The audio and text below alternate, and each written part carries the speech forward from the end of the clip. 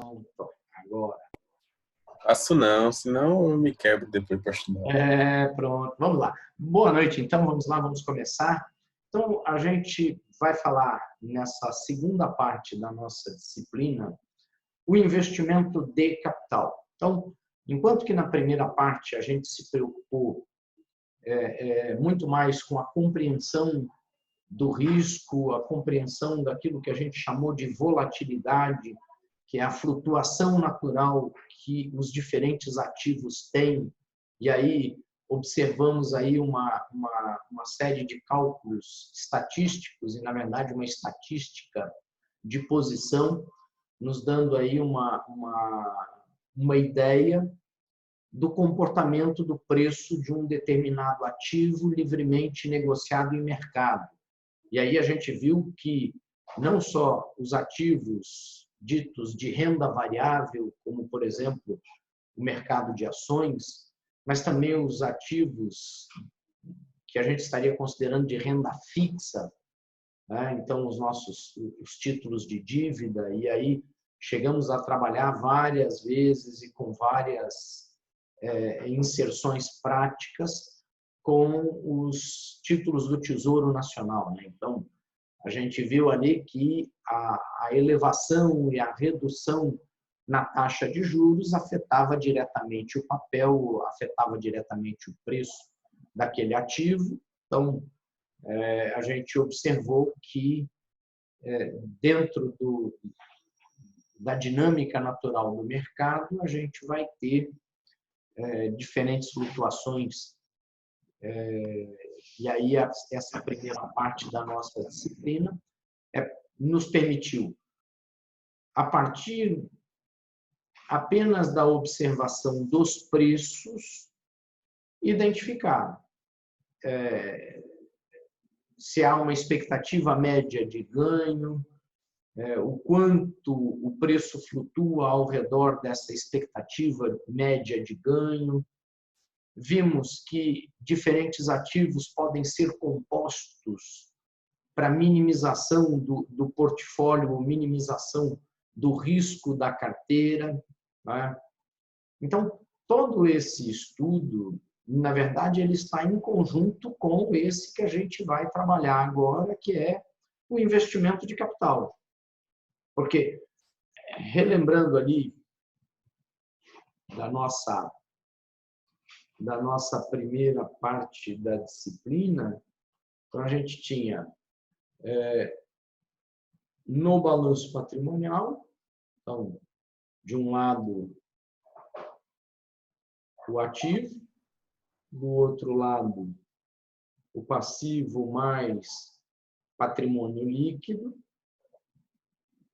e a gente disse e vem falando que o investimento na minha atividade real, então eu vou investir em caixa, eu vou investir em capital de giro e eu vou investir em ativo fixo para o desenvolvimento de uma certa atividade. E que para financiar esta atividade, eu posso ter capital ou uma composição de capital e dívida. E a gente viu que no capital a gente tem um custo associado ao capital próprio, e a gente tem um custo associado à dívida, lembrando que o custo dessa dívida é o custo nominal, menos a alíquota do imposto de renda, já que o custo do capital, o custo da dívida, ela sofre um efeito fiscal. Então, mas a gente tem uma estrutura que financia, e aí a gente observou que este lado do balanço, a gente está falando em investimento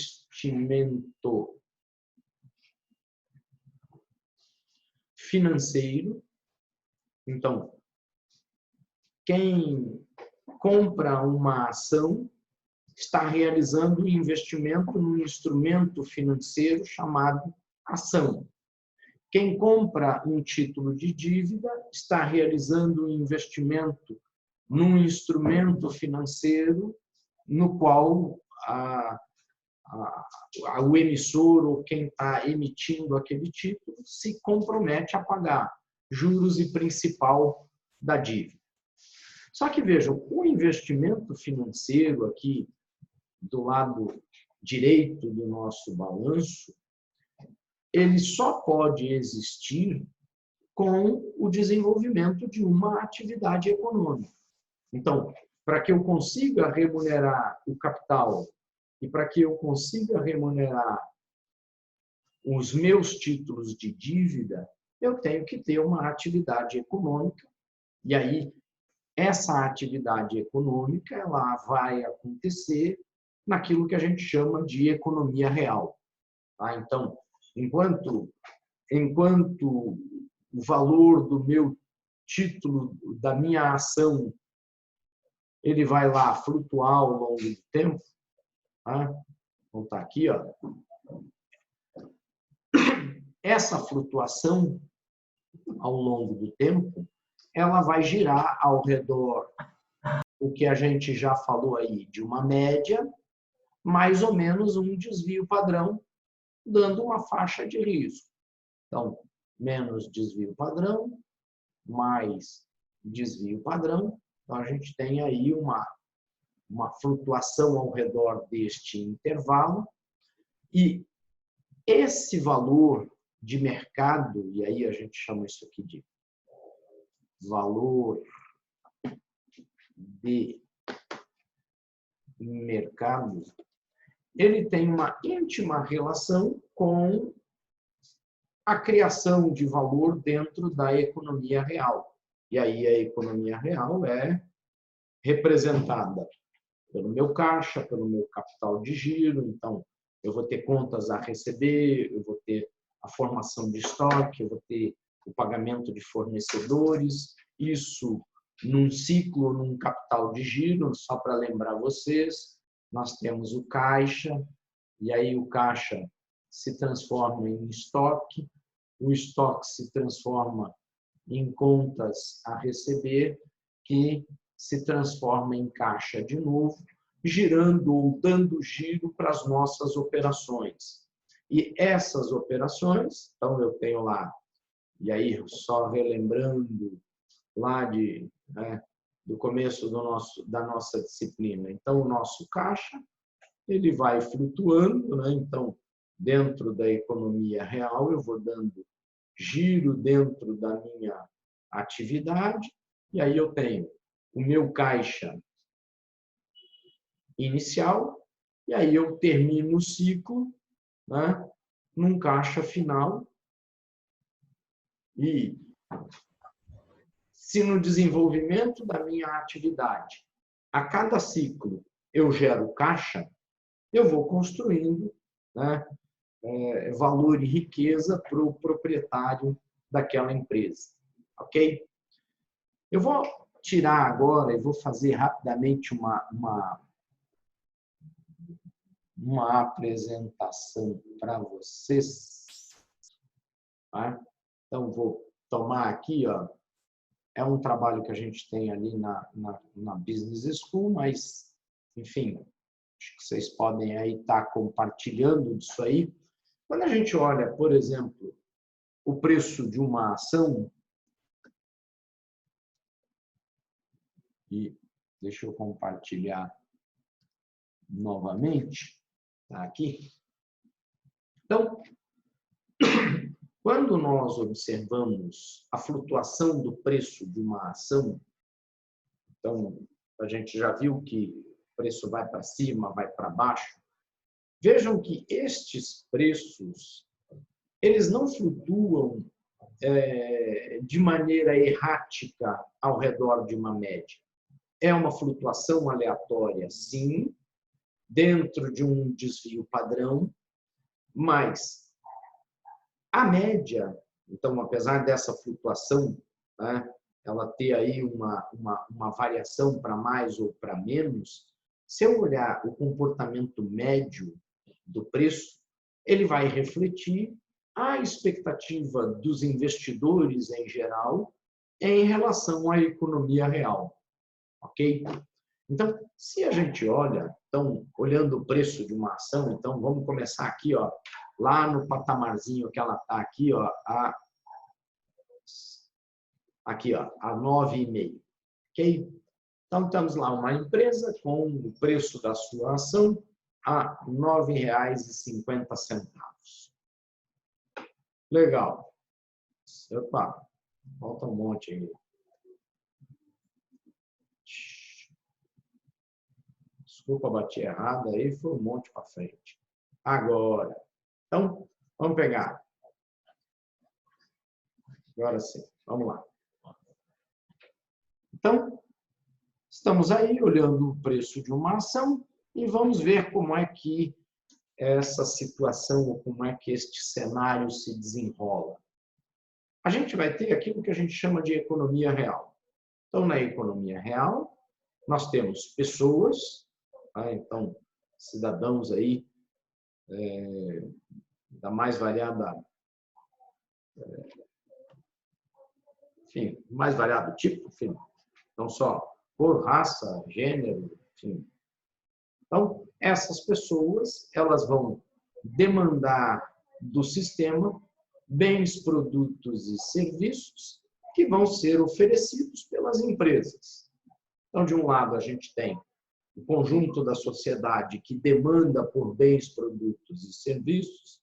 Então, é transporte, é moradia, é serviços financeiros, é lazer, é educação. Né? Então, uma série de bens, produtos e serviços são demandados. E aí, a gente vai produzir a troca desses bens, produtos e serviços, e é isso que a gente está tendo dificuldade hoje, e essa troca gera aquilo que a gente vai chamar de riqueza real. E a gente vai conseguir alcançar a riqueza real quando a gente conseguir produzir algo, e aí pensando em termos como empresa e como uma empresa com um portfólio de produtos, essa empresa vai conseguir produzir riqueza real se ela conseguir vender os seus produtos e serviços acima do que eles custam, ok? Então, eu tenho lá a produção de um automóvel e aí eu tenho um custo associado à produção deste automóvel e eu vou ter um preço de venda. Então, se eu conseguir vender esse automóvel acima do preço de custo, eu vou estar gerando uma riqueza e vou chamar essa riqueza de riqueza real. Se a gente for olhar, nós, administradores, olhando a economia real, o que nós estaremos fazendo numa base regular é... Sim, pode perguntar. Não? Então, o que nós, administradores, vamos estar fazendo é botando o nosso cérebro para funcionar, para pensar o quê? Para pensar em projetos de investimento. Então, projetos de investimento que estejam ofertando para a sociedade aquilo que a sociedade quer ou precisa ou tem uma necessidade de demandar. E isso pode ser desde de um restaurante que fornece alimentação até uma grande indústria alimentícia ou de qualquer outro segmento.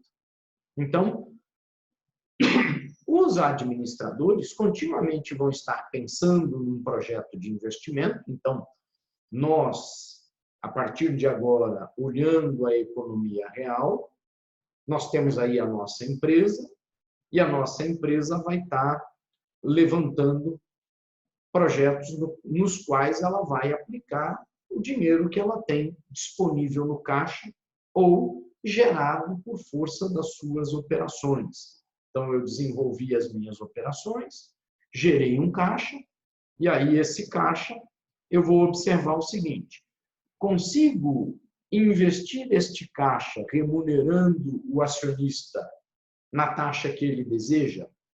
Se a resposta for sim, então, se esses projetos de investimento que eu estou propondo me oferecem uma rentabilidade ou um ganho suficiente para remunerar as minhas fontes de financiamento, seja ela capital próprio, seja ela dívida, então eu vou colocar esse projeto para frente.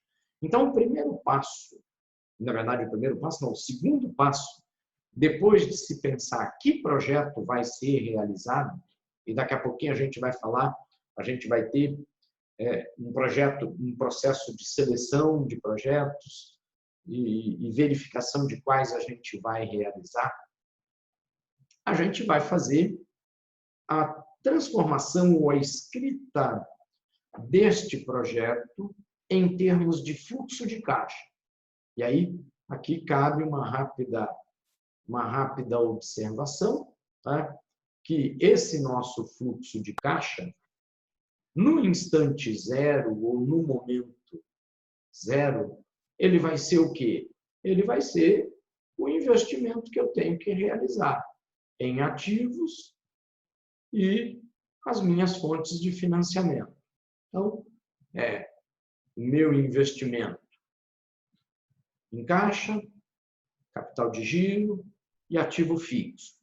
Então, eu tenho todo um desembolso que eu vou ter neste momento, ou nesse início, e aí, quando eu começar a desenvolver a minha atividade, então, quando eu começar a dar giro no meu capital de giro por força das minhas atividades, eu vou começando a gerar caixa no período 1, no período 2, no período 3 e assim por diante.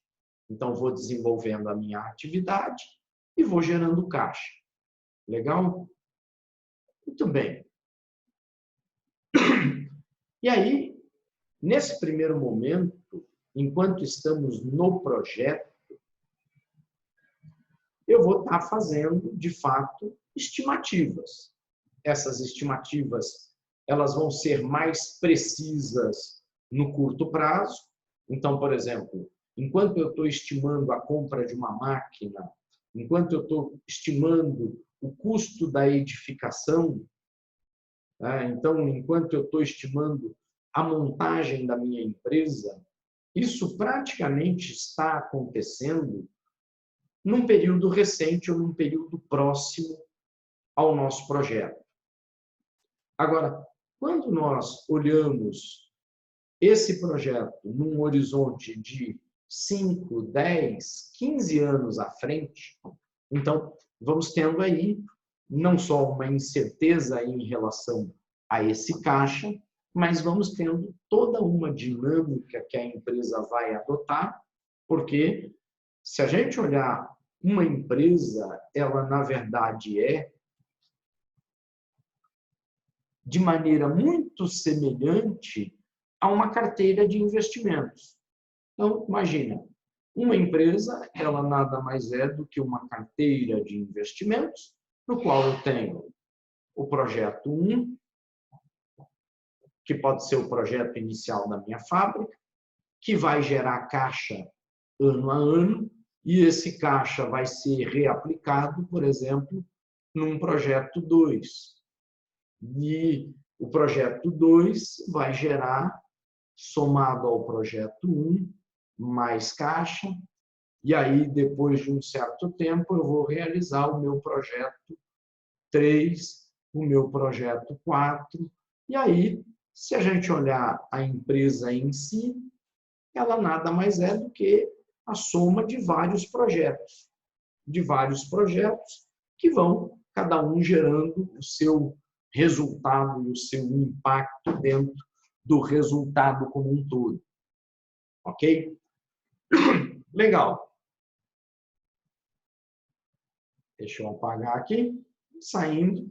Então, os administradores vão pensar no projeto de investimento, vão transformar esse projeto de investimento em fluxo de caixa, e aí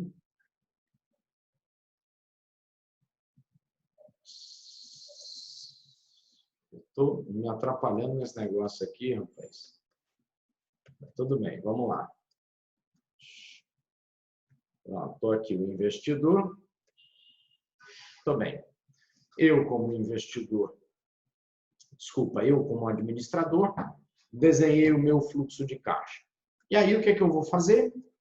Eu vou fazer, os administradores vão fazer uma apresentação do projeto de investimento para os investidores. Então, eu vou lá, eu, administrador, pensei num projeto de investimento que vai consumir uma certa quantidade de caixa e vai gerar uma expectativa de geração de caixa período a período.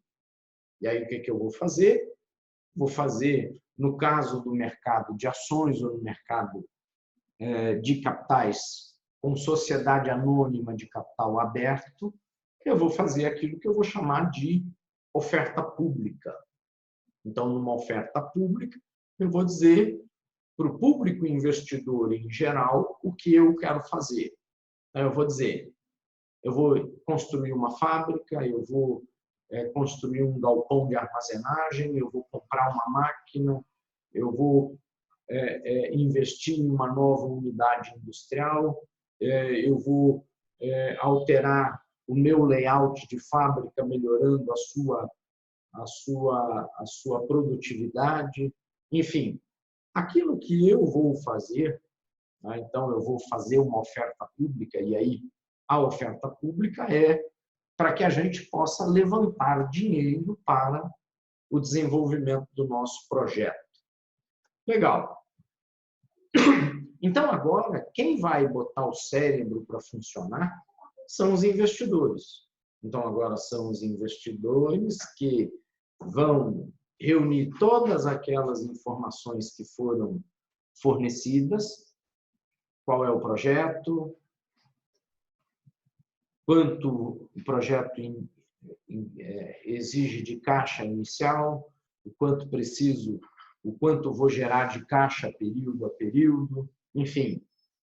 E em cima desta expectativa de caixa formada pelos investidores, a gente vai ter, né, e aí, olhando a informação, né, e a construção dessa expectativa de caixa, a gente vai observar que essa informação ela circula num primeiro momento de maneira restrita a um pequeno público, que seriam os agentes insiders. Então, quem são os primeiros agentes insiders a estimarem o fluxo de caixa de um projeto?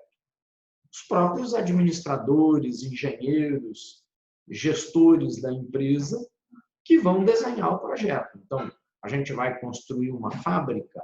Então, aonde é que vai ser construída esta fábrica? Quanto a gente vai usar um terreno e uma edificação própria? Ou a gente vai fazer a locação de um galpão? A gente vai fazer toda a produção ou a gente só vai fazer o coração da nossa produção e o resto a gente vai terceirizar? Enfim, todas as premissas e tudo que está se passando com aquele projeto, num primeiro momento, é restrito a um pequeno público. Tá? Então, esse público a gente vai chamar de insider. E depois, aquela informação ela se torna pública.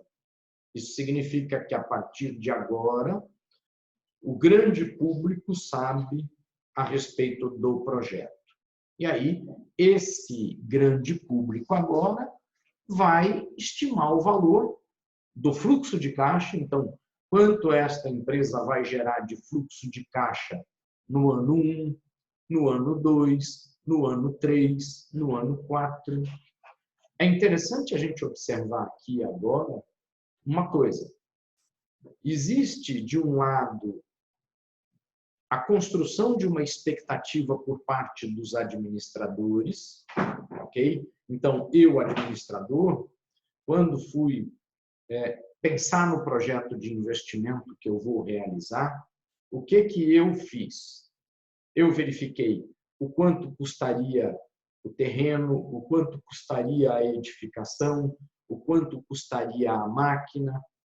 E, em cima desta previsão, e aí esta previsão, ela vai me dizer o quanto que eu tenho que gastar de dinheiro na economia real, porque quando eu for comprar o terreno no qual esta fábrica vai ser instalada, aí é economia real. Eu vou ter que pegar o dinheiro e colocar lá para fazer esta compra.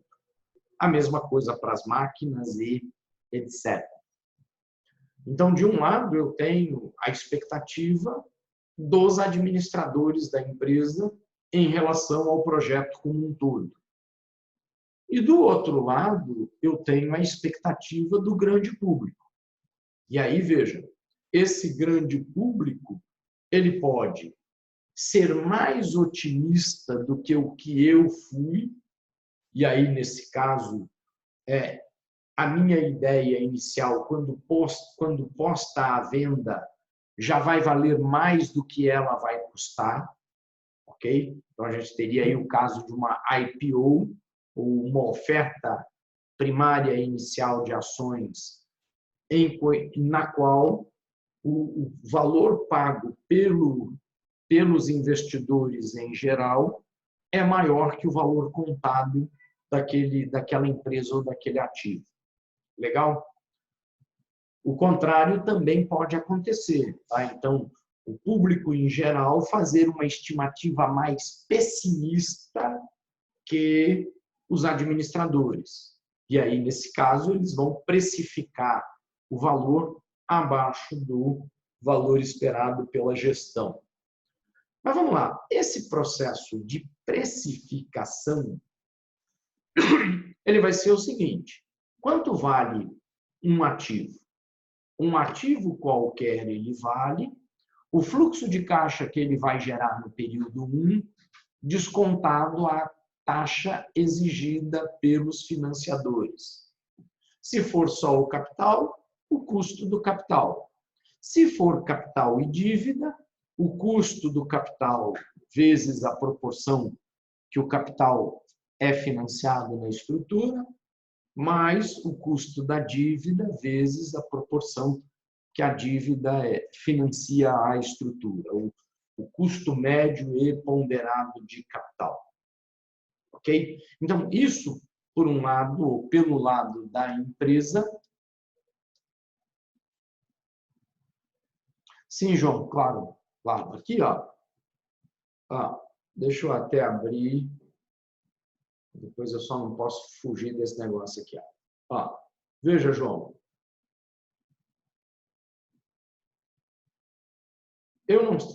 Nós não sabemos que o capital e a dívida, cada um tem um custo. Eu tenho o custo da dívida e eu tenho o custo do capital. Digamos, se a gente tem um investimento total de 1.200 e eu financio 800 com capital próprio e 400 com dívida, eu vou ter proporção da dívida no financiamento e eu vou ter proporção do capital no financiamento. Então, proporção da dívida 400 em cima do financiamento total de 1.200. Proporção do capital 800 na dívida no financiamento total 1.200. Então, se eu quero olhar o custo aqui, esse custo, quando a empresa é financiada por capital e dívida, esse custo, na verdade, é um custo que leva em consideração a proporção da dívida no financiamento multiplicado pelo custo da dívida. E aí eu tenho a parcela do meu custo financeiro decorrente da dívida. Do lado do capital, eu vou ter a proporção do capital vezes o custo do capital. Ok? Então, isso aí é aquilo que a gente falou, acho que num dos nossos últimos encontros, que se chama custo de capital. Ok? Estou aí com a cachorrinha virada aqui falando coisa com a gente. Beleza? Beleza. Então, vamos lá. Deixa eu tirar daqui.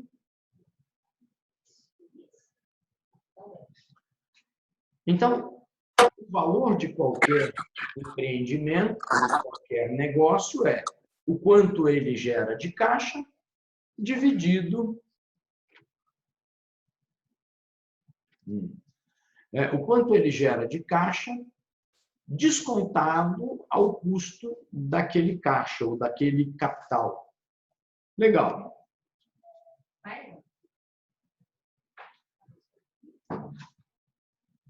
Então, digamos que foi feita uma oferta, aí o público em geral estimou que no ano 1 a gente recebe 2 de dividendos ou lucro por ação, no ano 2 a gente recebe 2,30 de lucro por ação, no ano 3 a gente recebe 2,645 em ação. Veja que a partir daqui, ou a partir dessa estimativa, ou dessa expectativa, a gente pode determinar o preço de venda daquela ação no momento da oferta primária. Então, eu tenho. E aí, poderia usar diferentes modelos que nós já estudamos na primeira parte da nossa disciplina. Um deles é preço na data zero ou a oferta que eu vou fazer na data zero é a minha expectativa de caixa ou a minha expectativa de lucro por ação dividido pela taxa de remuneração que eu exijo para o meu capital. Ok? Fluxo de caixa operacional. A gente vai falar mais detalhadamente dele, tá, Roberta? Mas é fluxo de caixa operacional. É o quanto eu consigo gerar com as minhas operações. Legal. Seguindo, a gente, na primeira parte da nossa disciplina, observou que existe um modelo matemático chamado CAPM, ou Capital Asset Pricing Model, que, entre outras coisas, serve para que a gente estime a exigência de retorno por parte do acionista. E imagina você, administrador de uma empresa, sociedade anônima de capital aberto, com um público investidor variado, como está representado nesse nosso slide aí. Imagina, eu não tenho como perguntar para todo mundo o quanto ele quer receber, o quanto ele exige de retorno para investir. Então, o modelo CAPM, ele me permite chegar a essa estimativa. E a gente já viu, esse modelo ele é uma taxa livre de risco mais um prêmio por risco. E aí, a taxa livre de risco é a taxa que a gente vai chamar taxa Selic. Então, taxa Selic ou taxa básica é o piso ou é a nossa referência de remuneração se eu não tiver nenhum tipo de risco. Vejam que, nesse cenário, eu posso ter investidores que, na hora de precificar a sua oferta, receberiam uma remuneração menor que a Selic. Então, veja, esse investidor ele vai estar classificado naquele grupo que eu vou chamar de outsider. É o cara completamente por fora, não sabe o que está fazendo, ok? O cara está, enfim, jogando a própria sorte.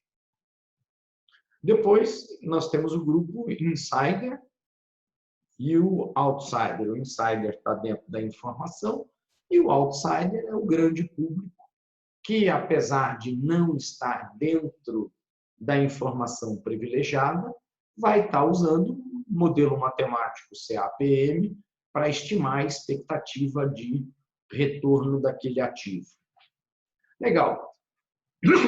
Digamos que nós fizéssemos uma pesquisa com todos esses investidores e chegássemos ao seguinte resultado. Na média ou no modelo CAPM, a exigência de retorno ficou em 20%. Nós temos um grupo abaixo dos 20 e um grupo acima dos 20. Então, um grupo abaixo da média, então um grupo que aceita uma remuneração menor para correr o risco que aquela atividade ou aquele empreendimento oferece. Então, eu vou dizer, quem exige uma remuneração menor, ele está mais disposto ao risco. Enquanto que aqueles que exigem uma remuneração maior, a gente diz que eles são mais avessos ou têm maior aversão ao risco. Tudo bem? Beleza? Apenas para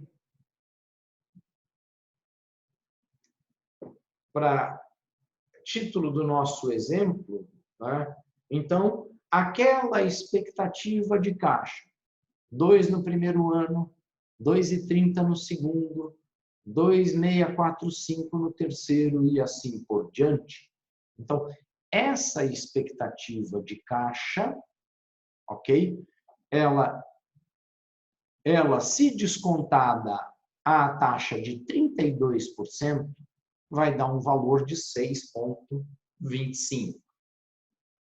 Por outro lado, quanto menor a exigência de retorno, maior é o valor que ele estaria disposto a pagar. Então, veja, dentro de um público investidor, eu tenho gente achando que aquilo vale 6,25 e gente achando que aquilo vale R$25. Um leque gigantesco aberto. E o nosso modelo aqui precificou nos R$10. Vamos supor que este aqui é o consenso de mercado, e aí foi feita uma oferta primária, foi feito o processo de oferta pública, foi feito o que a gente vai chamar de book building, precificando esta oferta e o valor ficou precificado em 10. Lembram-se da nossa ação ou da nossa empresa lá atrás, quanto que ela valia? Alguém lembra? Quando a gente começou a conversa? Ela valia... Não lembro. Não lembra. Pronto, ela valia... Não. 9,50, mas daqui a pouquinho a gente chega lá. Então, o que a gente vai fazer? A gente vai... Então, os administradores fizeram a oferta pública para os investidores colocaram dinheiro, à razão de R$10 por ação, e aí os administradores vão realizar aquele projeto, então demore o tempo que for ali, vão colocá-lo em condições de desenvolver a sua atividade operacional, investindo em caixa, capital de giro e ativos fixos. Legal. Então, se a gente olhar, quando a ideia começou, então, quando aqueles primeiros passos que os administradores estavam ali pensando o que a gente vai desenvolver de projeto, até o passo da oferta e o passo e o momento da precificação, veja que tudo o que aconteceu durante este período foram expectativas. A empresa X vai construir um novo projeto. Esse novo projeto vai valer mais, vai valer menos, vai valer mais, vai valer menos. Chegou a ser precificado lá no 11 e depois de terminada ou concluída a oferta, ele veio para 10. Legal? Então, percebam que aquela flutuação de preço que a gente vê na economia de mercado, então, o preço caminhando para cima e para baixo, dentro daquilo que a gente chamou de economia de mercado, essa flutuação, de fato, ela acontece em cima da expectativa criada em relação à economia real. Então, os investidores em geral, e essa movimentação do preço, ora para cima e ora para baixo, ela vai sendo construída ao longo do tempo em cima das expectativas do que os administradores vão fazer na economia real e do que os administradores estão fazendo na economia real. Então, num primeiro momento, constrói-se uma expectativa e aí essa expectativa é colocada em prática na economia real. E aí essa expectativa colocada em prática na economia real vai gerar um resultado. E se a gente fosse olhar em termos de balanço, a gente poderia dizer o seguinte: na data zero, na economia real, então no tempo zero, estou na data zero, os investidores precificaram a nossa empresa em R$10 por ação, temos 100 ações emitidas, um capital social de 1.000. Aí esse capital social de 1.000, a gente aplicou 200 em capital de giro e aplicou 800 em máquinas e equipamentos. Beleza? Sim. Legal.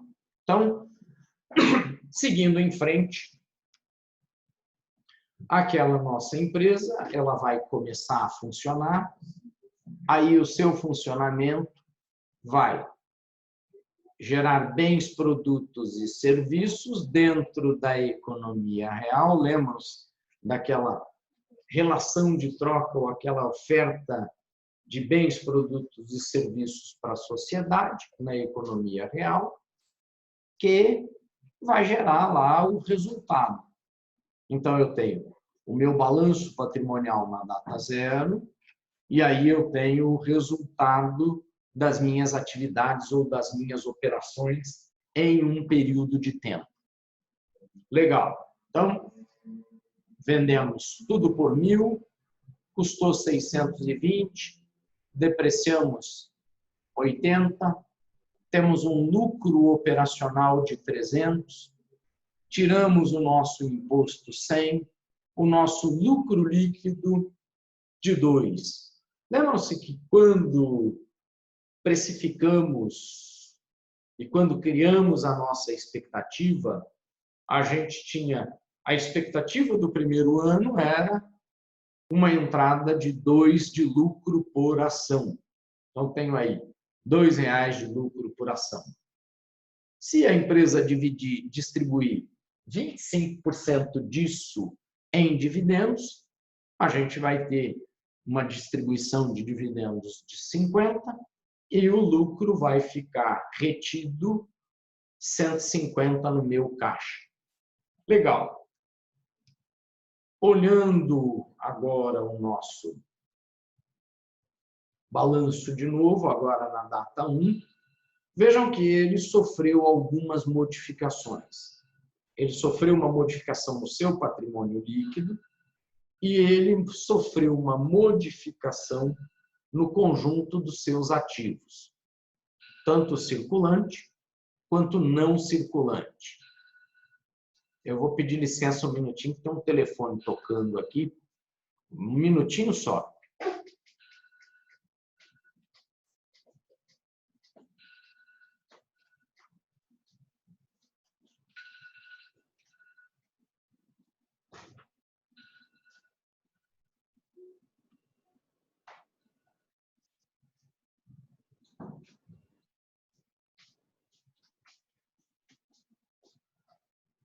Me desculpem, pequeno telefone, né?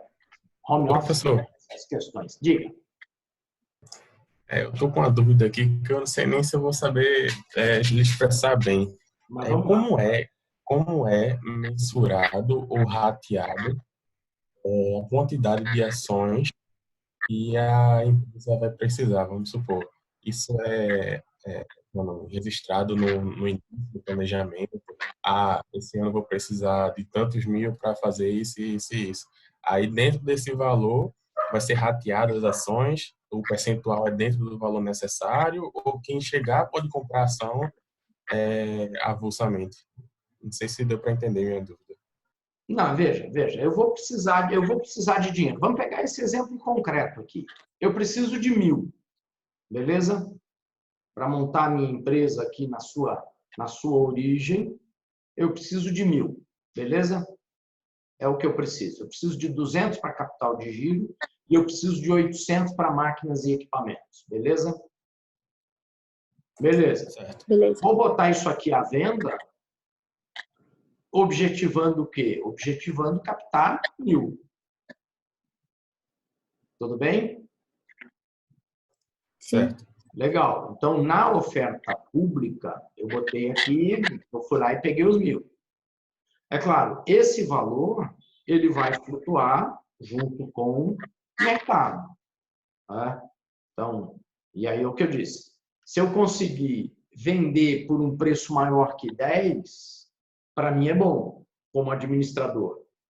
Se eu vender por um preço menor que 10, digamos que a gente tivesse vendido por 9,50, nós não conseguiríamos ter pegado os R$ 1.000.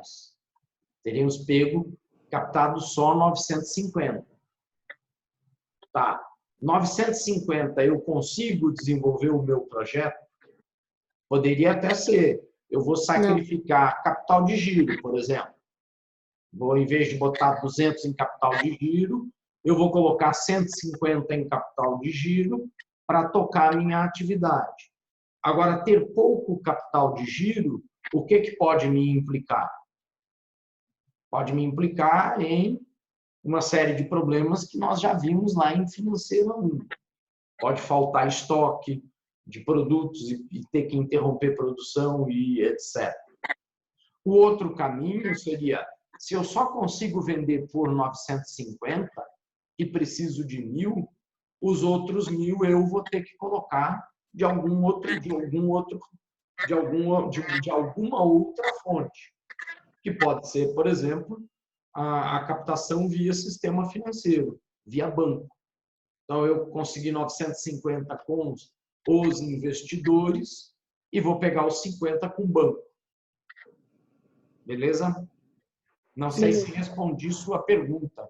Foi Gilvan que perguntou? Foi. Mas eu fiquei com outra dúvida, assim, porque tem a possibilidade da pessoa comprar uma ação equivale ao tal percentual do valor total, né? Isso. Pronto. A quantidade de ações, pronto, entendi a pergunta agora, Gilvan. A quantidade de ações que você vai emitir depende do objetivo de investidores que você quer alcançar. Tá? Então, por exemplo, vamos pegar esse mesmo exemplo aqui. Ó. Eu tenho um capital social de 1.000. Eu posso fazer o seguinte, eu vou emitir uma única ação com o valor de 1.000. Pode ser? Pode. Vou emitir 2 ações com o valor de 500. Vou emitir 4 ações com o valor de 250. Tá, Vou entendi. emitir Fica o 5 critério ações do com o valor de administrador, né? 200. Vou emitir 100 ações com valor de 10. Entendi. Tudo bem? Beleza? Sim, beleza. Aí, veja, quanto mais ações você emite, menor vai ser o valor de cada ação dessas. Então, quanto mais barata for a ação, mais fácil é você fazer a colocação dela no mercado. Então, se eu tenho uma ação que custa R$ 2, R$ 3, qualquer um, mas qualquer um mesmo, pode se tornar acionista daquela empresa. Eu tenho R$ 50, posso ser acionista? Pode.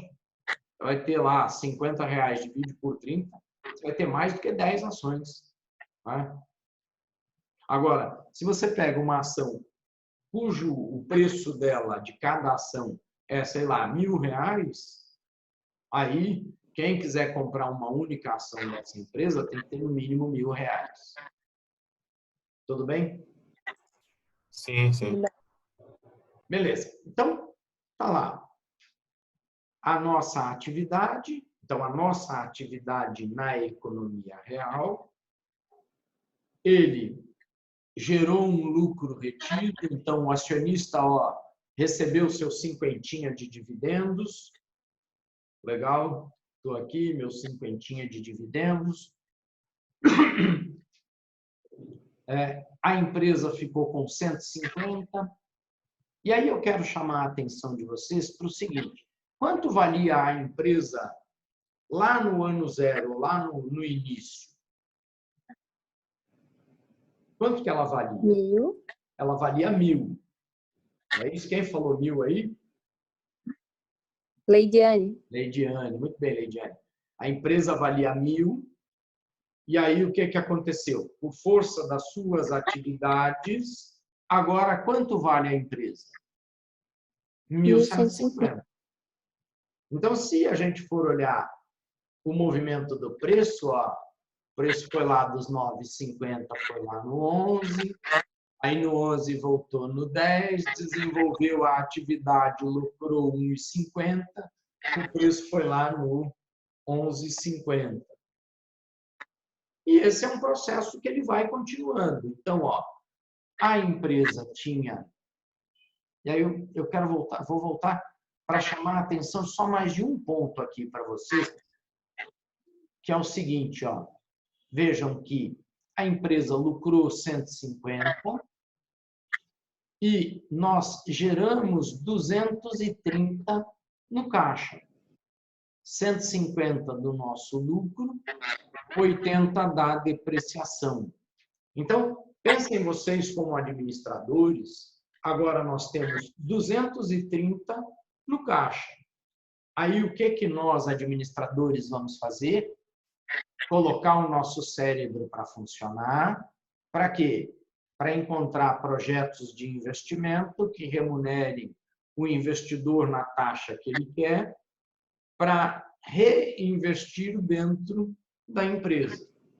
Se eu tiver projetos que somem até 230, não vou precisar chamar dinheiro do acionista. Eu vou simplesmente pegar os 230 e investir ou reinvestir dentro da minha atividade. Então, se eu reinvestir dentro da minha atividade, agora sim, então eu vou fazer o quê?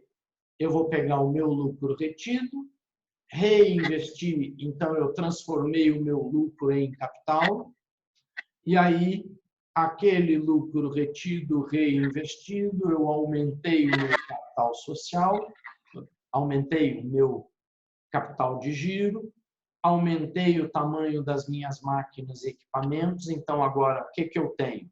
Eu tenho uma empresa que tem mais capital de giro e tem mais capacidade produtiva. Então, no meu próximo ciclo, eu vou gerar um resultado maior. Então, agora, as minhas vendas, que no ano passado foram de 1.000, nesse ano agora foram 1.150. Vou tirar meu custo, vou tirar minha depreciação, e aí eu tenho meu lucro operacional, vou tirar o meu imposto, e eu vou ficar com o meu lucro líquido 230. Vejam que eu estou propositadamente caminhando com o meu resultado exatamente igual à minha expectativa. Tudo bem? Então, a minha expectativa era T2 de lucro por ação no primeiro ano, T2,30 no segundo, T2,645 no terceiro e assim por diante. E isso vai se dando a partir deste resultado. Então, do ano 1, eu desenvolvi a minha atividade, ofertei bens, produtos e serviços. Esses bens, produtos e serviços geraram um resultado. Esse resultado líquido eu vou distribuir dividendos. No nosso caso, se falamos 25% do lucro líquido, então R$ 57,50 eu vou distribuir de dividendos e o meu lucro retido vai alterar o meu capital social. E aí, vejam, agora ó, eu estou gerando 2,64 de caixa. Não sei se observaram, mas eu estou gerando cada vez mais caixa e estou cada vez aumentando mais o meu patrimônio líquido. Percebem isso? E vejam Sim. que isso está acontecendo na economia real. Porque aqui o lucro expresso pela contabilidade, ele é exatamente, né, o quanto eu recebi de receita e o quanto eu gastei para obter aquela receita. Então, esse é um lucro que ele vai transitar no meu caixa. Legal? Uhum. E aí, se a gente fosse olhar em termos de preço, aí foi lá do 11,50, foi lá para os 14. Tá? Então, ó, olhando no horizonte do tempo, o que é que a gente tem? Eu tinha uma empresa de 1.000 que desenvolveu as suas atividades e passou a ser uma empresa de 1.150, que desenvolveu as suas atividades e passou a ser uma empresa de 1.322 e assim por diante. Tá? E para nós, né? Veja, na data zero, o investidor estimular dividendos de 50, e aí, na data 1, o que aconteceu? Num primeiro momento, o agente insider sabia que ela ia distribuir 50 de dividendos, porque os administradores, os agentes que estão dentro da empresa conhecem essa informação. Quando a empresa divulga o seu resultado, essa informação se torna pública e aí os investidores sabem o seguinte, ó, a empresa pagou 50. Vamos projetar quanto ela vai pagar de dividendos no período 2. Eu vou fazer a projeção e vou fazer a continha. Quanto eu exijo para aplicar? Lembra-se, exigimos 20% e a empresa cresce à razão de 15%. Então, vamos usar esse modelo de precificação. O preço da ação vale quanto? Os 11,50. E a mesma coisa no período 2. Ó. Então, quando caminhamos do 1 para o período 2, veja, no período 2, a informação de receber 57 centavos e 575 centavos, vamos dizer assim, num primeiro momento era restrita ao agente insider, depois ela se tornou pública, e aí o investidor vai fazer o quê? Projetar o dividendo do período seguinte, dividir pela taxa que ele exige, então ele vai ter aqui o preço na data 2. Legal? Ô, prof, uma dúvida. Sim. Nesse caso, você falando aí da taxa, o investidor, ele escolhe a taxa que ele vai aplicar ou é a empresa que coloca, tipo, que apresenta para ele as taxas que ela tem? É o investidor. Ó, vamos voltar, eu vou voltar aqui bem lá para trás. Ó, pronto, tá aqui, ó. Aqui, ó, pronto. Até voltar mais um. Ó, quem perguntou foi Leidiane. Foi. Leidiane. Bola, veja lá, Leidiane. E voltar um. Eu, investidor, estimei o caixa. Beleza? Legal? Uhum. Legal. Aí, eu, investidor, vou exigir uma taxa de retorno. Ok? Certo. E aí, o que é que a gente Uhum. vai ter? Agentes mais dispostos ao risco e agentes mais avessos ao risco. Beleza? Uhum. E aí Beleza. eu tenho o quê? Eu tenho a expectativa média dos investidores de 20%. Beleza? Ok. Então, essa taxa de 20 é a taxa média. Uhum. Só que eu vou aproveitar a sua pergunta, Leidiane, e vou acrescentar um detalhe. Ou a média dos investidores exige 20.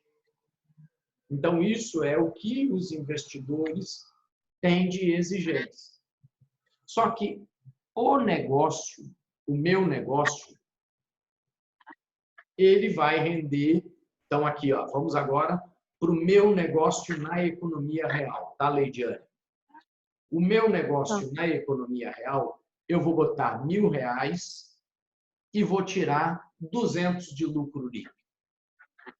Veja que esse resultado ele está batendo. Então, eu, empresa, estou remunerando exatamente o que o acionista quer, propositadamente, apenas para a gente ver a conceituação teórica. Ok?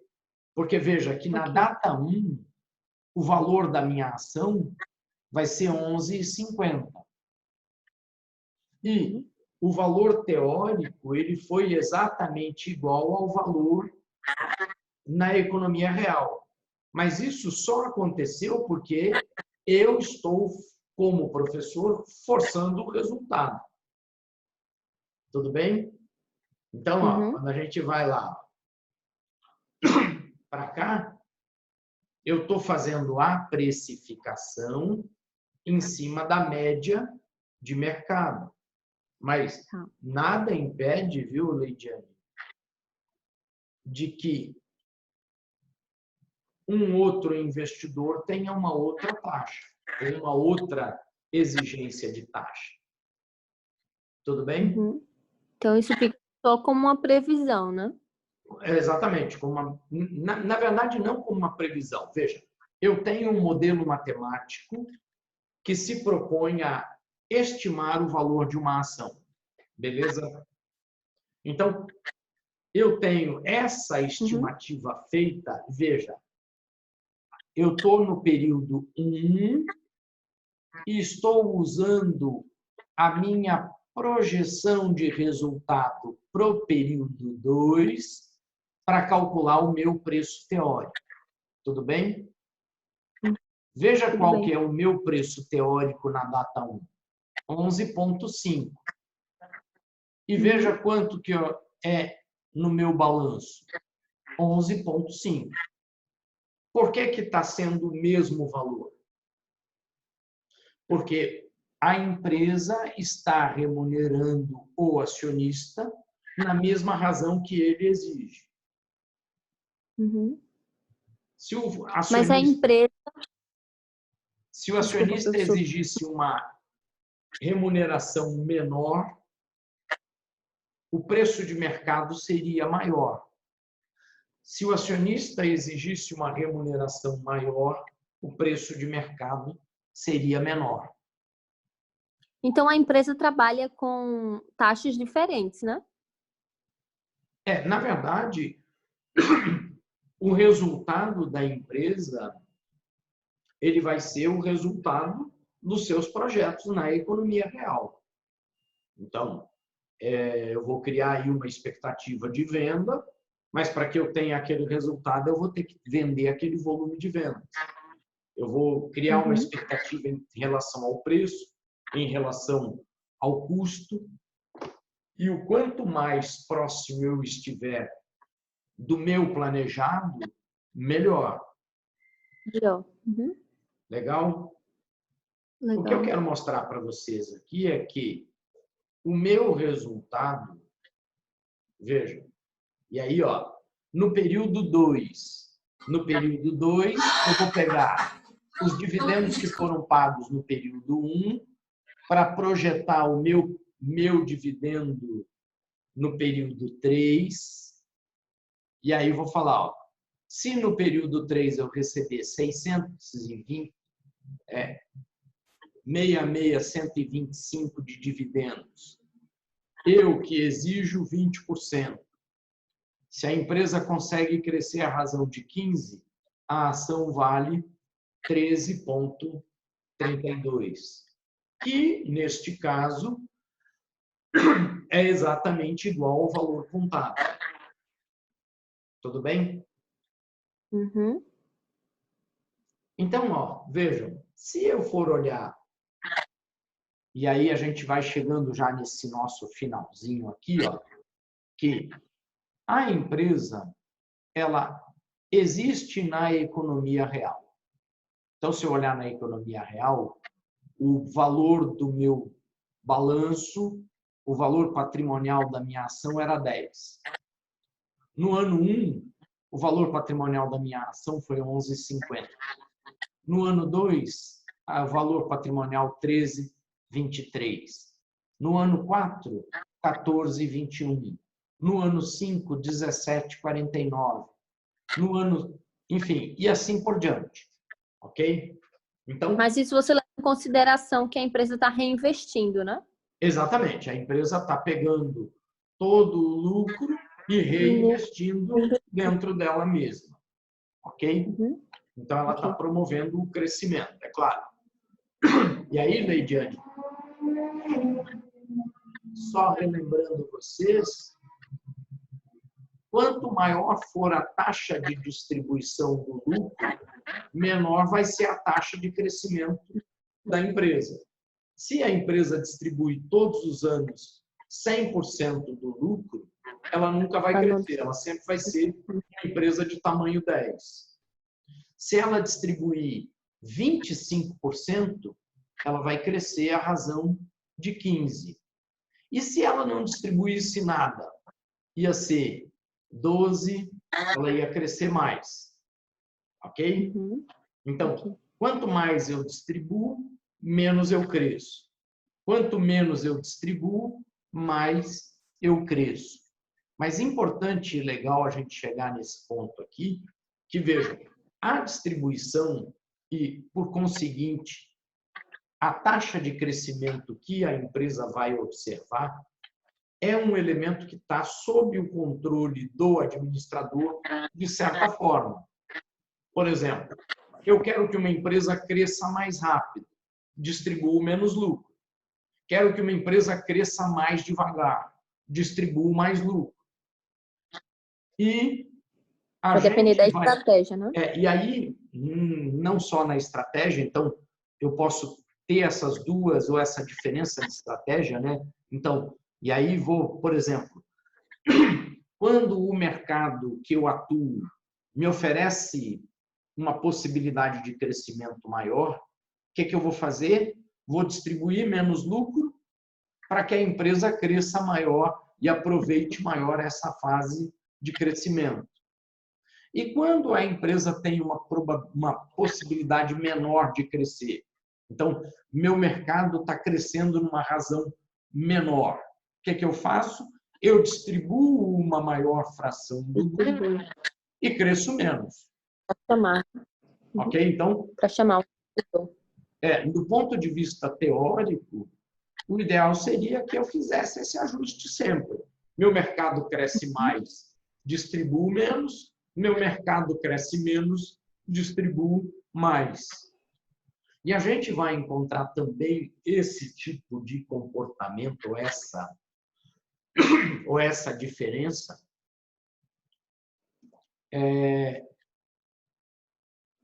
em empresas que estão nascendo. Por exemplo, uma startup, ela normalmente não vai distribuir nada do seu lucro nos seus primeiros anos de existência. Então, ela vai reinvestir todo o seu lucro e crescer da maneira mais acelerada. Por outro lado, uma empresa já madura, estável, sólida, consolidada, com um pequeno potencial de crescimento, então pegar essas grandes empresas de alimentação, Bunge, Nestlé, enfim, que já operam em termos globais, que já, enfim, o que o cidadão vai fazer? Ele não tem muito o que crescer. Como ele não tem muito o que crescer, o que ele vai fazer? Ele vai distribuir uma parcela maior do lucro. Tudo bem? Uhum. Então, vejam, dentro da economia real, então esse valor aqui, ó, ele vai sendo obtido a partir da onde? A partir da criação de riqueza na economia real. E a economia de mercado, ela vai, ó, flutuar ao redor da economia real. Então, aquilo que chegamos a dizer, muitas vezes a gente vai ver o preço da ação flutuando para cima ou para baixo, mas ele sempre vai estar atrelado ao valor da economia real. Beleza? Uhum. Pronto, muito bem. Então, vejam, entendendo essa questão toda, então, fazendo essa vinculação, né, do que a gente estudou no início da nossa disciplina, lá, então, ó, o preço médio, o seu desvio. Na verdade, a gente vai observar que a média do preço das ações reflete, de fato, o que a empresa é na economia real. Acho que já cheguei a comentar isso com vocês em outras vezes, né? Então, olhar o preço da ação, e aí o que a teoria do mercado de capitais me diz ou me aponta, é que, se eu observar o comportamento do preço da ação livremente negociada em mercado, eu tenho uma boa ideia da saúde econômico e financeira daquela empresa.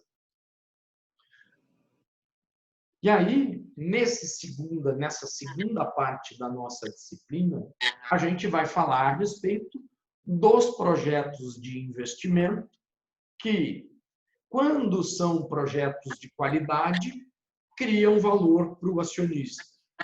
E quando são projetos ruins, o que eles fazem? Destroem valor do acionista. Beleza? Uhum. Beleza. Então, tá bom. Feito. Estamos aí com 32 heróis dentro da sala. Vamos copiar isso aqui. Vamos fazer a nossa chamada. Nossa velha e boa chamada que vai na tomada da sala aqui. Pronto.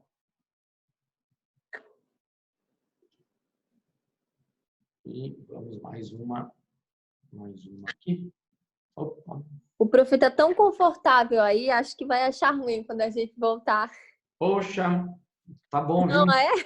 Tá bom mesmo. Eu tô gostando disso. Pronto, tá tranquilo aqui. Bem tranquilinho mesmo. Mas, enfim, olha, vocês sabem que eu acho que a universidade, todos nós, temos que repensar os nossos modelos, né? Exatamente. Repensar o valor da Muita coisa vai mensalidade mudar também. depois Não, mas veja, dessa quarentena forçada. mas quer ver? Eu acho que a universidade, é claro, na minha opinião, as aulas remotas, elas são muito mais, elas se conseguem fazer render muito mais, né? É claro, A interação em sala de aula é muito importante. Então, veja, a gente trabalhar... veja, a gente trabalhar, tipo, uma aula conceitual, cada um na sua casa, à distância, num modelinho que nem esse que a gente está fazendo aqui agora, e aí na aula seguinte a gente junta na sala para fazer exercício. Aí sim, Exato. a interação, com a troca com os alunos e tá, né? Então, não sei se voltar 100% aula presencial, mas uma parte presencial, uma parte à distância. E os espaços da universidade serem utilizados para outras atividades, por exemplo, atividades culturais, cinema, arte, cultura, lazer, enfim. A gente ir para a universidade para ver uma peça de teatro, ir para a universidade para assistir um filme, ir para a universidade para ir para um laboratório, para uma discussão, para uma palestra. Eu acho que o ressignificado vai ser grande. E aí, é claro que, Gilvan, você que falou aí na mensalidade, uma readequação, se implicar numa redução de custo, sem dúvida alguma. Eu acho que se tiver ganho de eficiência, é um ganho de eficiência a ser repassado. Acho que esse é o caminho. Beleza? Então, tá bom. Beleza. Até mais para vocês. Hoje ficou gravado, viu, Leidiane? Não lhe decepcionou. Ótimo. Sim, vamos marcar para segunda-feira. O que é que o senhor acha? Segunda-feira, 6 horas. Segunda às 6 ou? Oi? Segunda-feira às 6. Ficou para ver sobre o beta? Pronto, pode ser. Segunda-feira às 5h30, então. Segunda às 5h30. Pronto, ótimo. Tá bom? Combinado, então. Tá joia. Eu falo com você. Joia. Tchau, Obrigada, tchau. prof. Tchau para vocês. Tchauzinho. Até segunda. Bom fim de semana. Bom fim de semana. Tchau, professor, igualmente. Valeu.